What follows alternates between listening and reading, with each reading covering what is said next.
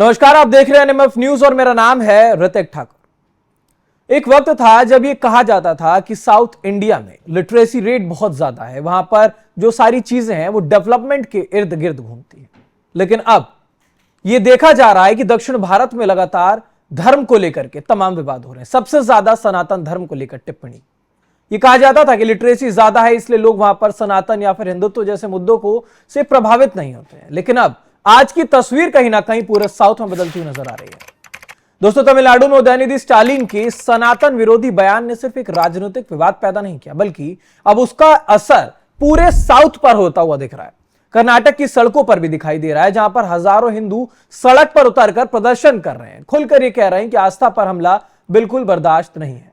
तो अब ऐसे में सवाल है कि क्या साउथ इंडिया में अब सनातन आइडेंटिटी एक बड़ा जन आंदोलन बनती जा रही है?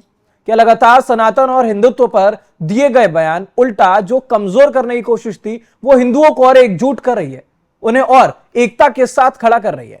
क्योंकि बीजेपी जिस साउथ में लंबे समय से कमजोर मानी जा रही है, वहीं पर उसी जगह पर साउथ में सनातन हिंदुत्व एकदम मजबूत होता हुआ नजर आ रहा है। ऐसे में क्योंकि कई बार हमने देखा है वहां की अगर पॉलिटिकल पार्टीज की बात करें तो वो लगातार इस तरीके के बयान देते हैं।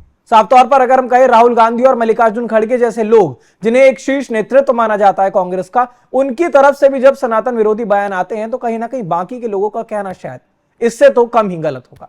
अब आप देखिए पहले राहुल गांधी और मल्लिकार्जुन खड़गे ने क्या बोला है सनातन को लेकर। हिंदू धर्म में शक्ति शब्द होता है। हम शक्ति से लड़ रहे हैं, एक शक्ति से लड़ रहे हैं। 4.5 कदम नहीं चले और हमको पूछ रहे क्या किए। और ऐसे मोदी जी को अगर और शक्ति मिलेगी देश में तो समझो फिर इस देश में सनातन धर्म और आरएसएस की हुकूमत आएगी।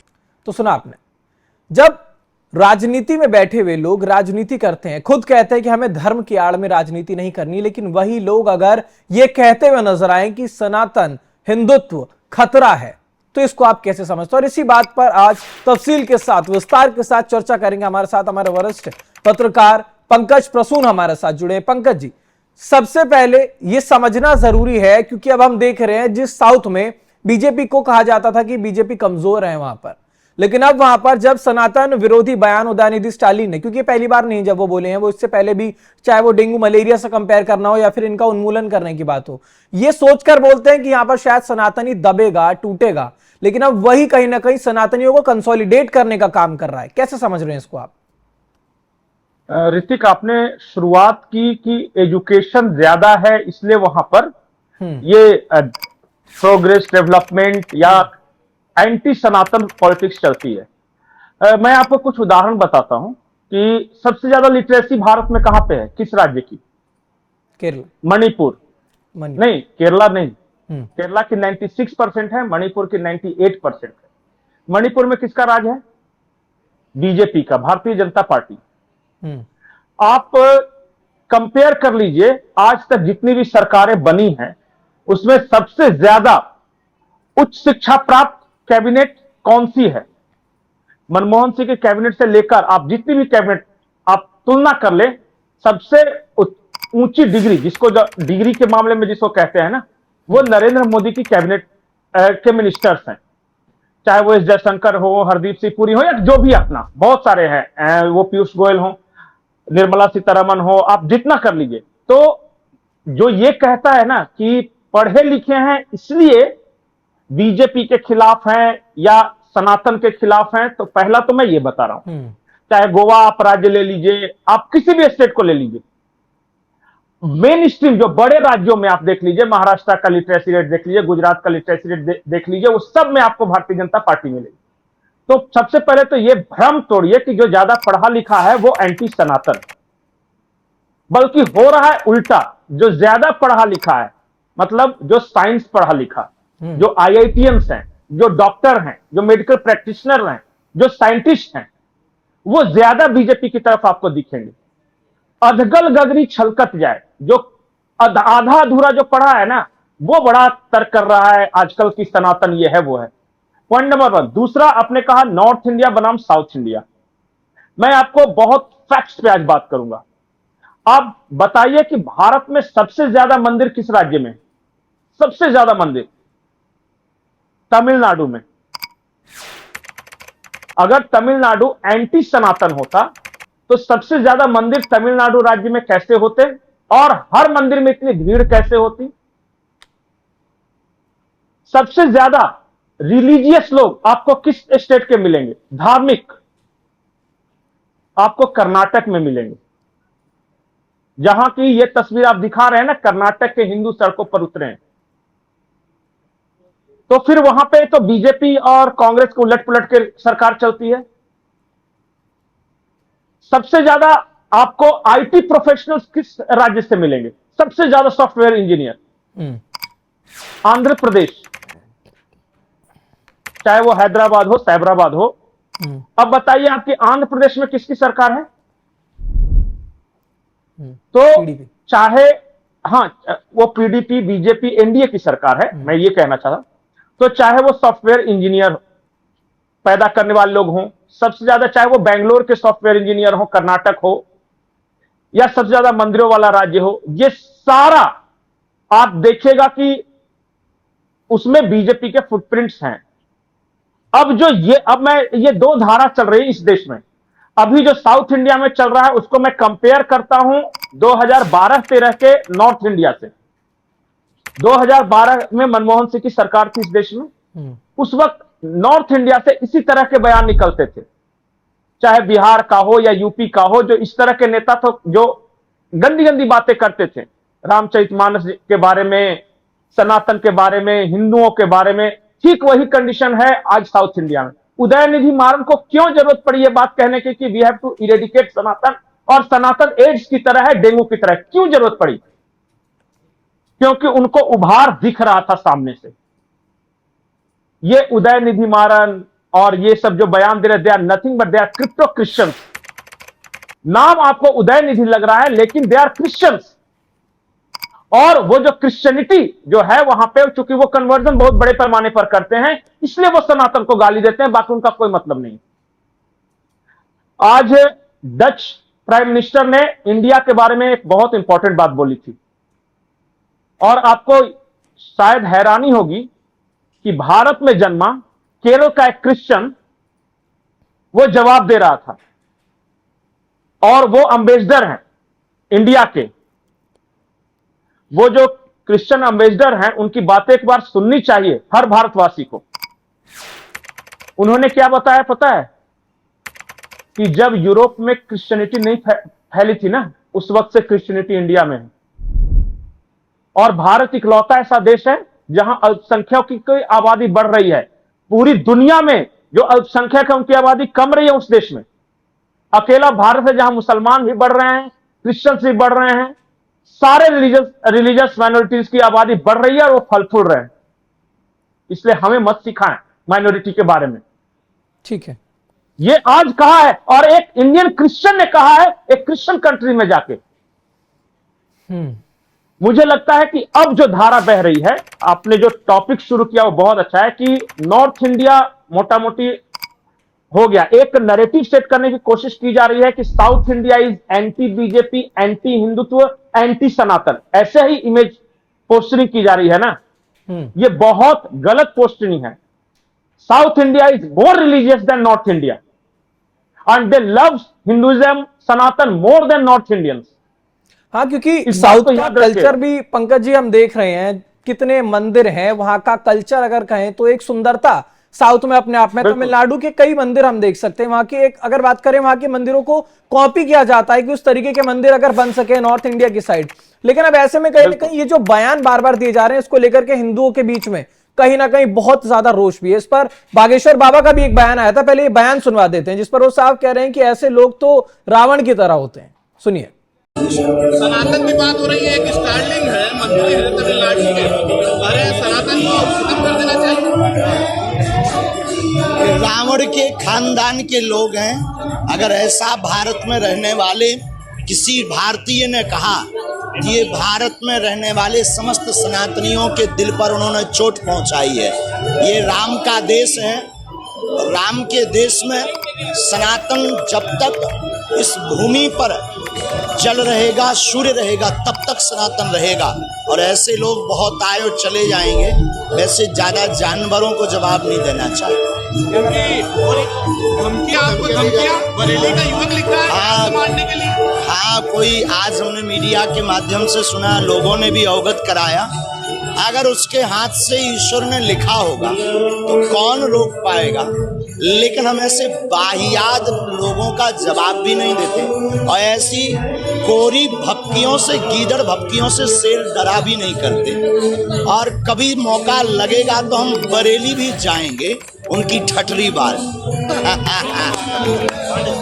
तो सुना आपने, बागेश्वर बाबा का भी साफ तौर पर यह कहना है कि इस तरीके के बयान जो हैं वो अगर कहें विनाशकाल विपरीत बुद्धि वाली बात होती है, क्योंकि आप बार बार कहते हैं कि आप लिटरेसी रेट में आगे चल रहे हैं, आप लिटरेसी को बढ़ाना चाहते हैं। लेकिन अब ऐसे में एक बड़ा सवाल पंकज जी ये भी है, क्योंकि नॉर्थ इंडिया में जिस तरीके से सनातन की बात की जाती है, अब वही नॉर्थ इंडिया से ये आइडियोलॉजिकल शिफ्ट अब साउथ इंडिया में भी जा सकता है क्या? क्योंकि दक्षिण में भी हम देख रहे हैं सनातनियों को कहीं ना कहीं ये जिस तरीके के बयान दिए जाते थे वहां पर ऐसा नहीं कि सनातन कम है, सनातन धर्म को फॉलो करने वाले लोग कम है, लेकिन इस तरीके के जब बयान आते थे तो पहले इतना नहीं देखा जाता था कि लोग सड़कों पर उतर रहे हैं। लेकिन अब खुलकर लोग सड़कों पर आ रहे हैं, इस बात का विरोध कर रहे हैं और कह रहे हैं कि ये जो कर रहे हैं आप, ये गलत है। सनातन के खिलाफ अगर आप आवाज उठाएंगे तो दो गुनी आवाज ऊंची करके हम भी उठा सकते हैं। तो साउथ इंडिया में भी अब कहीं ना कहीं सनातन मजबूत और आने वाले 5 सालों में कहां देख पा रहे हैं आप?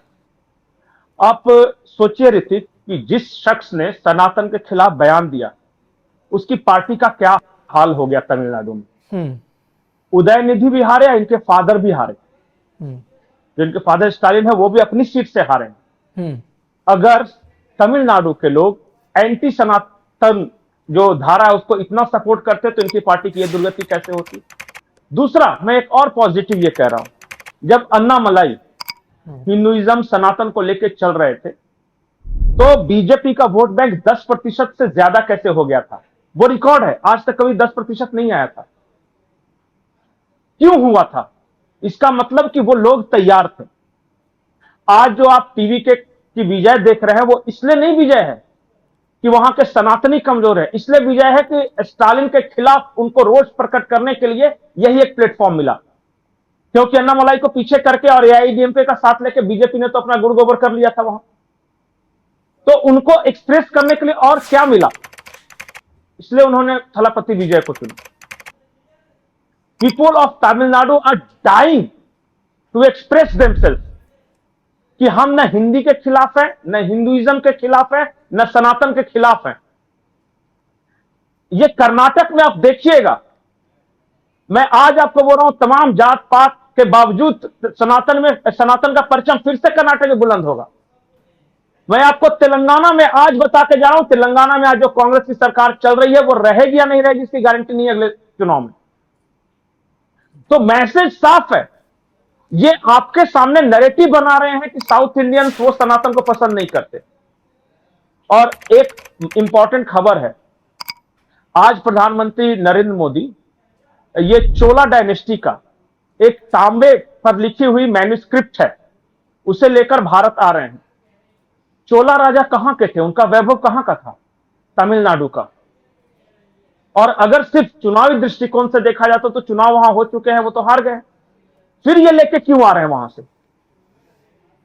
परंपरा, प्रतिष्ठा, अनुशासन, किसी फिल्म का डायलॉग था, यहां पे सटीक भी तो बैठ रहा है ये दिया जाता है। बिल्कुल। और मैं बार बार एक चीज आज दर्शकों के सामने जाकर बोल रहा हूं कि ये वामपंथी, ये कांग्रेसी, ये क्रिप्टो क्रिश्चियंस, ये मोहम्मडन्स, ये आपके सामने एक खास तरह की छवि पेश करने की कोशिश कर रहे हैं साउथ इंडिया के बारे में कि वहां के लोग हिंदू से नफरत करते हैं, सनातन से नफरत करते हैं, ये हिंदी से नफरत करते हैं। ऐसा नहीं है मेरे भाई, वहां के लोग बहुत प्यार करते हैं। उनको देखिएगा और धीरे धीरे आपके सामने सारी सच्चाई खुलकर आएगी। कभी बंगाल के बारे में भी ये वामपंथी ऐसा ही कहते थे कि वहां के लोग हिंदुइज्म को पसंद नहीं करते, वहां तो ममता और कम्युनिस्ट ही चलते हैं।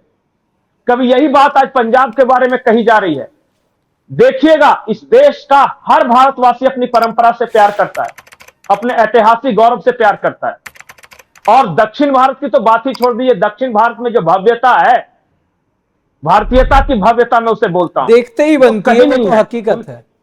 जिस बिल्कुल, उनके मंदिरों को देखिए, उनके कल्चर को देख लीजिए। आप जाइए साउथ इंडिया में और देखिए, बिना दरवाजे पे दीप जलाए एक हिंदू परिवार नहीं, रात होने तक शाम को वो जलाते हैं, सुबह रंगोली बनाते ही बनाते हैं। तो उनसे ज्यादा सनातन और भारतीय संस्कृति से प्यार करने वाला कौन मिलेगा?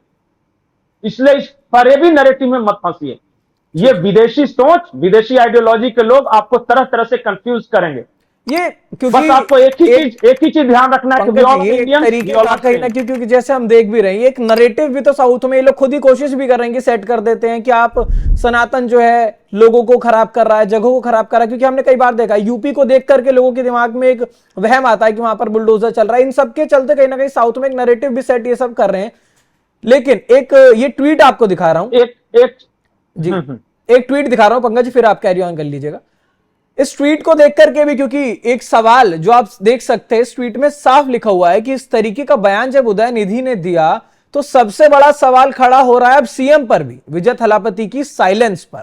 इसको लेकर के भी लोगों के मन में एक सवाल है, एक द्वंद्व। लोग कह रहे हैं बार बार कि अगर इस तरीके की टिप्पणी, चलिए अब वो तो पूर्व मुख्यमंत्री हो, उप मुख्यमंत्री हो गए हैं, माफ कीजिएगा, लेकिन अब ऐसे में जो नवनियुक्त मुख्यमंत्री है जिन्हें जनता ने चुना है, उनके सामने अगर एक धर्म को इस तरीके से बोला जाता है तो कहीं ना कहीं शायद उन्हें एक विरोध करना चाहिए था। विरोध भी ठीक है, कम से कम एक आई गेस्चर पे एक चौंकने जैसी चीजें आती, वो बिल्कुल न्यूट्रल थे, जैसे ठीक है कोई बात नहीं, जो हो रहा है होने दो। इसको लेकर के पंकज जी बहुत सवाल उठ रहे हैं। मैं एक बात बताऊं ईमानदारी से जी, विजय थलापति नथिंग बट वो मिशनरीज का प्लान बी है। इस बार क्रिश्चियन मिशनरीज को पता था कि स्टालिन की हालत खराब है। वो सारा क्रोध, स्टालिन के खिलाफ जो क्रोध है वो एआईडीएम के एनडीए की तरफ न जाए, इसके लिए विजय थलापति को खड़ा किया गया। ये डीप स्टेट का एसेट है। और ये मैं नहीं कह रहा हूं, एक के मुरलीधर राव हैं, उन्होंने कहा, और आज नहीं कहा, चुनाव से पहले कहा था कि विजय जोसेफ, जो कि खुद एक क्रिप्टो क्रिश्चियन है, उसे पता है कि इस बार स्टालिन की हार होने वाली है, लेकिन स्टालिन की हार की जगह पे एनडीए की जीत ना हो, इसलिए एक नया पैरेलल खड़ा किया गया ताकि उसका जो गुस्सा है वो इधर शिफ्ट हो जाए। और उन्होंने बहुत तरह से एक्सप्लेन किया इसे, इसीलिए साइलेंट था ये विजय जोसेफ। और मैं आपको एक चीज बार बार बोलता हूं, आपने भी कहा कि यूपी को लेकर डराया जाता है। मैं आपको एक आंकड़े दिखा रहा हूं, उत्तर प्रदेश टूरिज्म डिपार्टमेंट का आंकड़ा है। पिछले साल यानी 2025 में रिकॉर्ड टूरिस्ट आए हैं उत्तर प्रदेश में, रिकॉर्ड टूरिस्ट 67 करोड़। उसमें सबसे ज्यादा साउथ इंडियंस एंड बंगालीज हैं। अगर उत्तर प्रदेश को लेकर इतना ही डर होता, इतना ही खौफ होता, तो ये लोग क्यों आते? तो सबसे ज्यादा साउथ इंडियंस और बंगाली क्यों आते? इसलिए मैं कहता हूं कि नैरेटिव और सच्चाई में बहुत फर्क होता है। आपके सामने एक छवि गढ़ी जाती है खास तरह की, और वो छवि गढ़ने वाले इतने धूर्त हैं कि वो कहेंगे कि साउथ इंडियन नॉर्थ इंडियंस को पसंद नहीं करते, वो कहेंगे कि नॉर्थ इंडियन साउथ इंडियन को पसंद नहीं करते, वो ये कहेंगे कि साउथ इंडियन सनातन को पसंद नहीं करते, और वो ये कहेंगे कि जो नॉर्थ इंडियंस है वो द्रविडियन कल्चर को पसंद नहीं करते। एक भारत श्रेष्ठ भारत। अगर नॉर्थ इंडियन साउथ इंडियंस को पसंद नहीं करते तो आज वाराणसी में तमिल संगम नहीं हो रहा होता, और रामेश्वरम में नॉर्थ इंडिया से सबसे ज्यादा पर्यटक नहीं जाते। हम इसलिए एक नहीं है ऋतिक कि एक भारत 1947 में आजाद हो गया और हमें एक संविधान दे दिया गया। हम एक इसलिए हैं कि आज एक तमिल जाता है, वो उसी श्रद्धा से हरिद्वार में सर झुकाता है जिस श्रद्धा से एक जम्मू कश्मीर का ब्राह्मण जाके कन्याकुमारी के रामेश्वरम में सर झुकाता है। हमारा भाव एक है, हम उस भाव से जुड़े हुए हैं, और वो भाव है भारत का भाव। और ये आज का भाव नहीं है, ये हजारों सालों से भाव है। जब आदि शंकराचार्य ने देश के 4 कोनों पर मठ बनाए थे ना, ये साउथ में, नॉर्थ में, ईस्ट में, वेस्ट में, तो उन्हें नहीं पता था कि भारत कैसा दिखेगा। लेकिन आज देखिए भारत की हूबहू आज वही नक्शा है, और चारों कोनों पर वो दिख रहा है। कैसे दिख रहा है? कभी सोचा इस बात को लेके? सब कुछ तो मिटा दोगे नैरेटिव फैलाकर, चाहे वो क्रिश्चियंस आए, ईसाई आक्रमण हो, चाहे जो रहा है, लेकिन इस भारत भाव को आज तक कोई नहीं मिटा सका। और मैक्स मुलर ने अपनी किताब में लिखा है कि जब तक इस धरती पर सनातन जिंदा है तब तक इंसानियत जिंदा है, और जिस दिन सनातन खत्म हो गया यह धरती पे मानव जाति खत्म हो जाएगी। यह जर्मन का विद्वान था जो लिख के गया है। और उसी सनातन की धरती पे आज कुछ क्रिप्टो क्रिश्चियंस हाल ही में कन्वर्ट हुए क्रिश्चियंस ये कहते हैं कि सनातन एड्स है। इस नैरेटिव में मत फंसी। बिल्कुल, तो ये सारी जो बातें हैं ये एक तरीके से राजनीति के चलते गढ़ देते हैं। लोगों को लगता है कुछ बयान हमारे लिए फ्रूटफुल हो जाएंगे, इस वजह से बयान दे दी जाते, एक नैरेटिव सेट कर दिया जाता है। सनातन एंटी सनातन वाली जो बातें हैं वो साउथ में, लेकिन हाँ ये कहना बिल्कुल लाजमी होगा, चाहे वो काशी विश्वनाथ हो, मथुरा हो या फिर रामेश्वरम, एक भारत है, सनातन एक है, ये सारी बातें हैं। और ये कहने वाले जो लोग होते हैं यही वो लोग होते हैं, कभी ये मस्जिद में भी जाते हैं और कभी आरती भी करते हैं समय देखने के बाद। क्योंकि एक कहावत भी कही जाती है कि अगर सांप अपनी खाल उतार देता रहता सांप ही है, ये बहुत बड़ी कहावत है। तो ये समझने की बहुत ज्यादा जरूरत है। तो पंकज जी, एक आखिरी सवाल आपसे लेता हुआ जा रहा हूं। साउथ हम देख रहे हैं, साउथ में अब बिल्कुल प्रखर होकर के जो हिंदू हैं, जो सनातनी है, जो हिंदुत्व है, उनकी मजबूती हम देख सकते हैं। सड़कों पर अब खुलेआम उतर रहे हैं, अपने अधिकार को, अपने धर्म को लेकर के बात कर रहे हैं, चाहे हाथों में तख्ती लेनी पड़े, चाहे मसाल, लेकिन बोल रहे हैं कि अगर इस बात का जिक्र दोबारा किया गया सनातन के विरोध में तो हम पूरी तरीके से विरोध करेंगे और आक्रामकता के साथ विरोध करेंगे। तो क्या ये माने कि अब आने वाले 5 सालों में, क्योंकि हम बात सनातन और हिंदुत्व की कर रहे हैं, अभी हम पॉलिटिकल बात नहीं कर रहे, लेकिन हाँ ये भी समझना जरूरी है कि क्या बीजेपी के लिए ये सारी जो चीजें हो रही हैं एक समय के बाद, 5 साल बाद, कर्नाटक की चाहे बात हो अब कुछ समय में जब चुनाव होंगे, तो एक फ्रूटफुल डिसीजन ये बीजेपी के लिए हो पाएगा क्या? कर्नाटक में ही बीजेपी आएगी, तेलंगाना में ही बीजेपी आएगी, पुडुचेरी में बीजेपी है ही, आंध्र प्रदेश में बीजेपी है ही। अब बच गया सिर्फ केरल और तमिलनाडु। मैं आज आपको एक बात कही मैंने थोड़ी देर पहले कि यही ठीक वही काल है जो 2010, 11, 12 में उत्तर भारत में था, जब हिंदुओं को नीचा दिखाया जा रहा था और एक अध्यादेश लेके आया गया था कि जब भी कहीं हिंसा होगी तो सिर्फ हिंदुओं को ही दोषी माना जाएगा। उसी तरह का हाल अभी केरल और तमिलनाडु में है। मैं आज आपको बोल के जाता हूं, और आप भी कभी कहीं पत्रकारिता कर रहे होंगे, मैं भी कहीं होऊंगा ही। केरल में लेफ्ट का फॉल है क्योंकि उसके सारे लोग 80s 90s ईयर्स के हो चुके हैं। उसके जगह पे वो स्पेस जो है वो बीजेपी ऑक्युपाई करेगी। वहां अगले चुनाव में मेन अपोजिशन पार्टी आपको भारतीय जनता पार्टी मिलेगी। और मैं तमिलनाडु के बारे में इतना बोल रहा हूं कि एआईएडीएमके बर्बाद हुआ और डीएमके और टीवीके दोनों का एक ही तरह का की राजनीति है। वो जो वैकेंट स्पेस है एआईएडीएमके के बर्बाद होने के बाद, वो अगर बीजेपी संघर्ष करे तो मैं एक बार में 2 बार में तो नहीं, लेकिन याद रखिए कि 3 सीट आई थी बंगाल में, 3 से 77 हुए, 77 से 207 हुए। 3 सीट इस बार केरल में आई है। याद रखिए, केरल में अगली बार मैं कह रहा हूं मुख्य अपोजिशन और उसके बाद सत्ता। अगले 5 साल की पटकथा लिख दी गई है 2026 में। तमिलनाडु में मैं बता के जा रहा हूं, तमिलनाडु अभी लग रहा है होगा बहुत सारे लोगों को कि बहुत मुश्किल है। एक बार खुल के आने तो दीजिए। अरे 10-12% तक पहुंचे थे अन्नामलाई की मेहनत से। इन्होंने जल्दी सत्ता और इसको हटाने के चक्कर में, स्टालिन को हटाने के चक्कर में एक बार थोड़ा सा झटका हुआ है, थोड़ा सा पीछे जरूर हटे हैं, लेकिन याद रखिए कि जब एक बार शेर पीछे हटता है तो फिर वो आक्रमण बहुत जोरदार करता है। 2 कदम पीछे लिया जाता है बड़ा झपट्टा मारने के लिए। आपके सामने इस दक्षिण भारत के तमाम राज्यों में भगवा पताका लहराता दिखेगा। चलिए, तो अब साउथ में भी कहीं ना कहीं जो हिंदुत्व है, जो सनातन है, वो मजबूत होता जा रहा है। जिस साउथ में कहा जाता था कि सनातनियों के लिए बयान दे दिए जाते हैं, और बयान भी कहीं और नहीं, बाकायदा सदन के अंदर बैठकर सनातन पर ये टिप्पणियां की जाती थी, उसको लेकर के अब कहीं ना कहीं सनातन के जो लोग हैं, जो सनातन को फॉलो करते हैं, उनके अंदर अब एक आक्रामकता देखती हुई नजर आ रही है। चाहे वो कर्नाटक हो, चाहे साउथ में कोई भी जगह हो, अब लोग कह रहे हैं इस बात को कि अपने सनातन धर्म की सुरक्षा करने की जिम्मेदारी एक एक व्यक्ति खुद ले रहा है। अब आने वाले समय में देखना होगा कि साउथ में सनातन की मजबूती और किस तरीके से देखने को मिलती है। वहां पर ये जो पॉलिटिकल एजेंडा सेट किया जा रहा है, इसका क्या असर होता है। फिलहाल इस खबर पर आपकी क्या राय बनती है, हमें कमेंट बॉक्स में जरूर बताइएगा। साथ ही साथ दुनिया भर की तमाम खबरों के लिए बने रहें एनएमएफ न्यूज पर।